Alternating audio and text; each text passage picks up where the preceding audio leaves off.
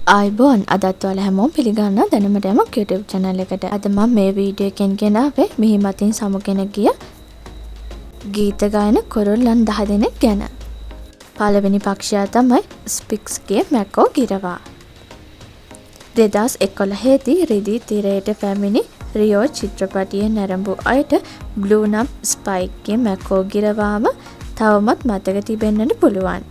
තර්ජනයට ලක් වී ඇති ජීව විද්‍යාඥයන්ගේ රතු ලයිස්තුව විසින් 1994 දී වඳ වී යාමේ උග්‍ර තර්ජනයට ලක් වූ පක්ෂී විශේෂයක් ලෙස නම් කරන ලද මෙම පක්ෂී විශේෂය බ්‍රසීලයට ආවේනික මැකෝ ගිරව් විශේෂයක්. මේ වන විට මෝන් පරිසරයෙන් නෂ්ට වී ඇති බවයි වාර්තා වෙන්නේ.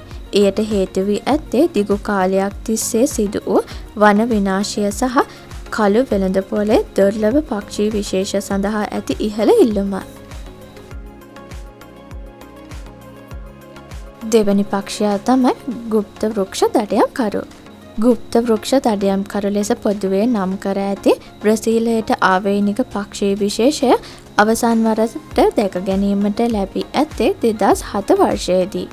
දිගු කාලයක් තිස්සේ සිදු වූ වන විනාශයේ හේතුවෙන් වාසස්ථාන අහිමි වූ බ්‍රසීලියානු ගුප්ත වෘක්ෂ දඩයම්කරු මේ වන විට සදහටම මිහිමතින් සමුගෙන ඇති පක්ෂී විශේෂයක් ලෙස වාර්තා වෙලා තියෙනවා.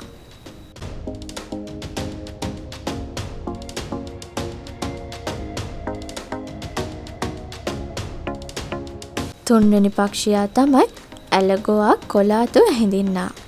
රතු පැහැයට හුරු දුඹුරු පැහැති සිරුරක් හිමි මෙම පක්ෂය තර්ජනයට ලක් වී ඇති ජීවී විශේෂයන්ගේ රතු ලයිස්තුව විසින් 1994 දී වඳ වී යාමේ උග්‍ර තර්ජනයට ලක් වූ පක්ෂී විශේෂයක් ලෙස නම් කරලා තියෙනවා.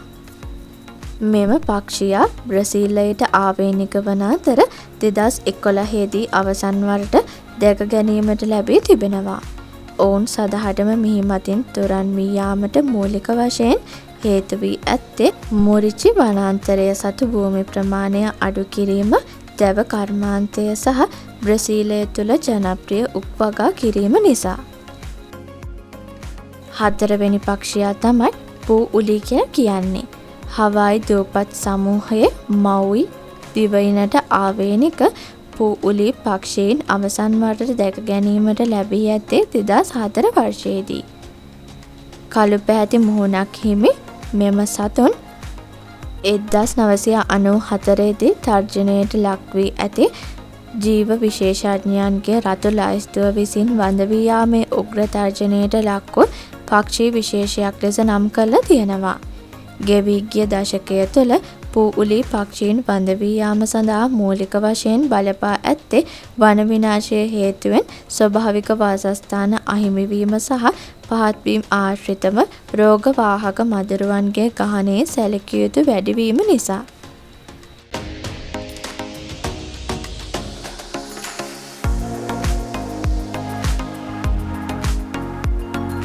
පස්වෙනි පක්ෂියා තමයි නව කැලඩෝනියානු ලොරිකිඩ් කියලා කියන්නේ.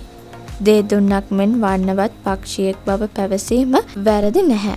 නව කැලිඩෝනියාවේ මෙලනේෂියා දූපත් සමූහයට ආවේනික ඔවුන් අවසන් වරට දැක ගැනීමට ලැබී ඇත්තේ 1987 වසරේදී. තර්ජනයට ලක් වී ඇති මෙම ජීවී විශේෂයේ රතු ලයිස්තුව විසින් 2000 දී වඳ වී යාමේ උග්‍ර තර්ජනයට ලක් වූ පක්ෂී විශේෂයක් ලෙස නම් කරලා තියෙනවා. මෙම පක්ෂීන් වඳ වී යාම සඳහා මූලික වශයෙන් හේතු වී ඇත්තේ මෙම දූපත් සතු පහත්බිම් ප්‍රදේශවල පැවති අර්ධ පතනශීලී වනාන්තර ප්‍රමාණය අඩුවීම නිසා. හයවෙනි පක්ෂියා තමයි ජාවා දූපත්හි ලැප්වින්ග්.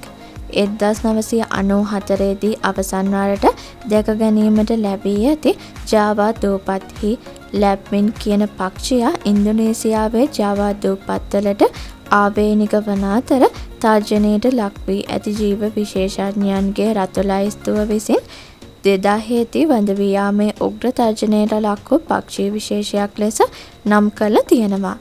දඩයම් කිරීම සහ කළු වෙළඳ පොළේදී අලෙවි කිරීම සඳහා අල්ලා ගැනීම හේතුවෙන් මෙම පක්ෂියා සදහටම මිහිමතින් සමුගෙන ගිහින් තියෙනවා.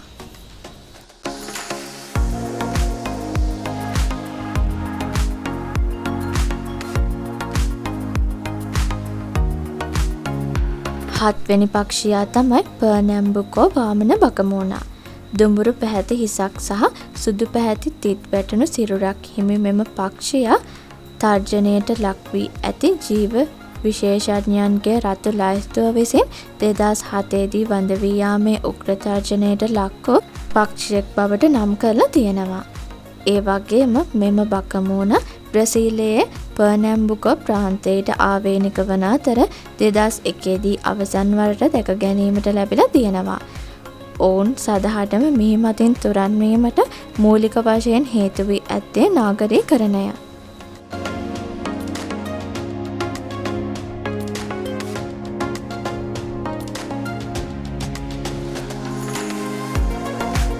අටවෙනි පක්ෂියා තමයි නීල හරිත මැකෝ ගිරවා. අලංකාර නිල් පැහැයක් හිමි වන්නවත් පක්ෂියෙක් බව පැවසීම වරදක් නැහැ. දකුණු ඇමරිකානු මහද්වීපයට ආවේනික ඔවුන් අවසන් වරට දැක ගැනීමට ලැබී ඇත්තේ 1998 දී වන අතර තර්ජනයට ලක් වී ඇති ජීව විශේෂඥයන්ගේ රතු ලැයිස්තුව විසින් 2007 දී මොවුන්වද වඳ වී යාමේ උග්‍ර තර්ජනයට ලක් වූ පක්ෂී විශේෂයක් ලෙස නම් කළ තියෙනවා. නීල හරිත මැකෝ ගිරවුන් වඳ වී යාම සඳහා මූලික වශයෙන් හේතු වී ඇත්තේ ගංගා ද්‍රෝණි ආශ්‍රිත ප්‍රදේශවල මිනිස් වාසස්ථාන ගොඩනැංවීම සහ තාල වර්ගයේ උපවනාන්තර කපා දැමීම.